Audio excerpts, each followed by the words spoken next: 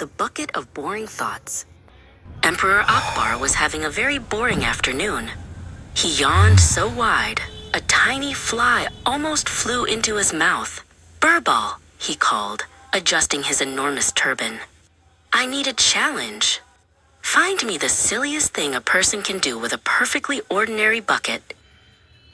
Birbal, who was always ready for a game, smiled. "A bucket, Your Majesty? Excellent. Give me an hour. I shall return with the silliest, most bucket-related answer you have ever seen." Akbar checked the sundial, then checked his reflection, then checked the sundial again. The hour felt like a week. Finally, Birbal returned, but he was wearing something very strange. Birbal walked into the court with a small, shiny brass bucket balanced perfectly on his head. He was walking with extreme care, as if the bucket were made of glass. "Birbal!" Akbar burst out, trying hard not to giggle.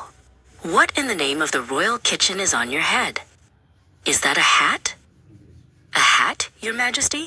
"Heavens no," Birbal replied, still keeping his neck perfectly straight. "This is not a hat. This is a thought collector." Akbar finally let out a giant, rumbling laugh. "A thought collector? And what, pray tell, does it collect?" He wiped a tear of laughter from his eye. Birbal took a very small, cautious step closer. "It collects all the thoughts I don't want to think.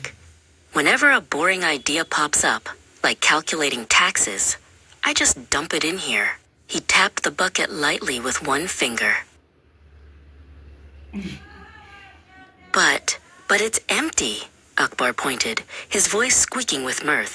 "It's a beautiful, empty bucket." "Exactly, Your Majesty," Birbal said, finally letting the bucket tip a little. "The silliest thing to do with a perfectly good bucket is to use it for an invisible job. And the silliest of all is carrying an empty one for thoughts that aren't even there."